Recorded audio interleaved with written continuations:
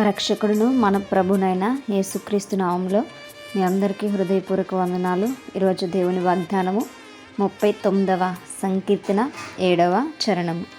ప్రభువా, నేను దేని కొరకు కనిపెట్టుకొందును? నిన్నే నేను నమ్ముకొని ఉన్నాను. హల్లెలూయా. మరి ఇక్కడ దావీదు గారు మాట్లాడుతున్నటువంటి మాటలు మనము చూస్తూ ఉంటాం. అయితే ఆయన మాట్లాడుతూ ఉంటారు, నా దినాలు ఎప్పుడో నేను తెలుసుకోవాలనుకుంటున్నాను, నా బ్రతుకు ఎన్ని రోజుల్లో నేను తెలుసుకోవాలనుకుంటున్నాను, నేను దేని కొరకు కనిపెట్టుకుంటాను అని చెప్పి ఆయన అడుగుతూ ఉన్నారు. మరి నిజమే, ఈరోజు మనము దేని కొరకు కనిపెట్టుకుంటామో మనము ప్రశ్న వేసుకోవాల్సినటువంటి వారిని ఉన్నాం. చాలామంది డబ్బు కోసం కనిపెట్టుకుంటూ ఉంటారు, ఆరోగ్యం కొరకు కనిపెట్టుకుంటూ ఉంటారు, లేదా వాళ్ళ యొక్క ఉద్యోగాల కొరకు కనిపెట్టుకుంటుంటారు కదండి. అయితే క్రైస్తవులుగా లేదు క్రీస్తుని వెంబడిస్తున్నటువంటి విశ్వాసులుగా మనము దేని కొరకు కనిపెట్టాలి అంటే మరి దేవుని యొక్క రాకడ కొరకు మనం కనిపెట్టేటువంటి వారముగా ఉండాలి. నిత్యము దేవుణ్ణి కనిపెట్టుకునేటువంటి వారముగా మనం ఉండాలి. మరి దేవుని యొక్క వాక్యం కొరకు కనిపెట్టాలి. ఆయన యొక్క ప్రత్యక్షత కొరకు మనం కనిపెట్టుకుంటూ ఉండాలి. మనము మెలకు కలిగి దేవుణ్ణి ఆరాధించడానికి కనిపెడుతూ ఉండాలి.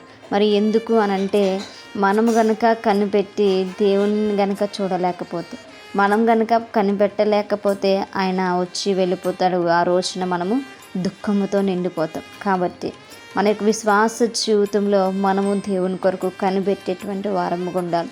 ఈ లోకంలో మనం దేని కొరకు కనిపెట్టినా సరే అది మనకి దుఃఖము మిగిల్చవచ్చు, లేదా అంటే అది మనకి అప్పటికప్పుడు సంతోషం ఇచ్చి ఆ తర్వాత నిష్ప్రయోజనంగా మారిపోవచ్చు. కానీ దేవుని కొరకు గనక మనం కనిపెడితే, సహనంతో కనిపెడితే, మొదట అది మనకి కొంచెం ప్రయాసగానే ఉండొచ్చు, కానీ చివరకు మనకు జీవాన్ని, సమృద్ధిని, ఆశీర్వాదాన్ని మనకి అనుగ్రహిస్తుంది. కాబట్టి మనము ఎల్లప్పుడూ కూడా దేవుని కొరకు కనిపెట్టేటువంటి వారముగా మనం ఉండాలి.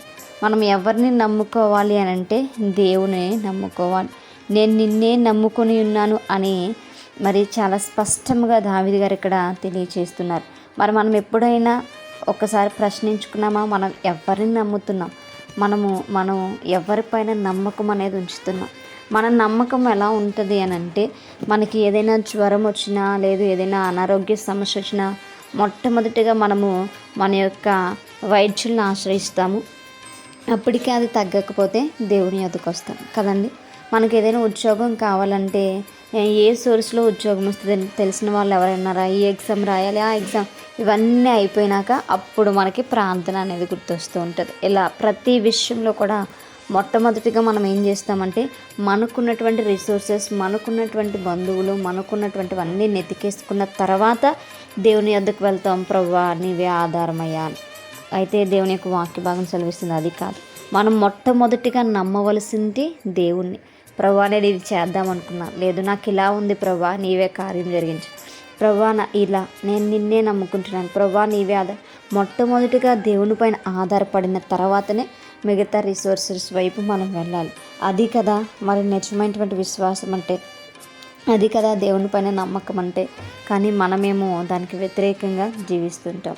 అయితే ఈ రోజు నుంచి అయినా దేవుడు మనతో మాట్లాడుతున్నాడు కనుక దేవుని కనిపెట్టేటువంటి వారముగా, దేవుని పైన మొట్టమొదటిగా నమ్మకం ఉంచుకునేటువంటి వారముగా మనము జీవించుదాం. ఎందుకంటే ఆయన యందు నమ్మకించినటువంటి వారిని ఆయన సిగ్గుపడనిచ్చేటువంటి దేవుడు కాదు. ఆయన ఒకానొక రోజున గొప్ప బహుమానం ఇచ్చేటువంటి దేవుడు.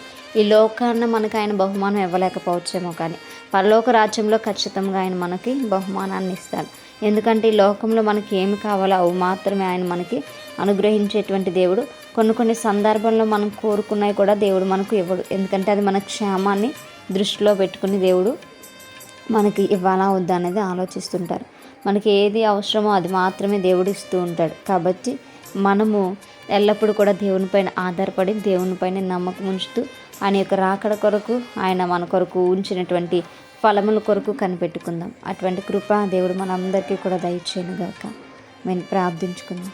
పరిశుద్ధుడా, మహాగణుడా, గొప్పవాడా, మీకు వందనాలు.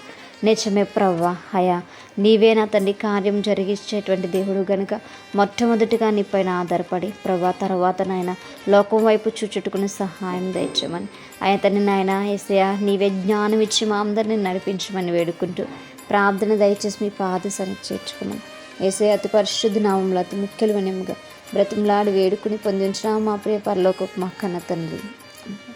Praise the Lord everyone. May God bless you all.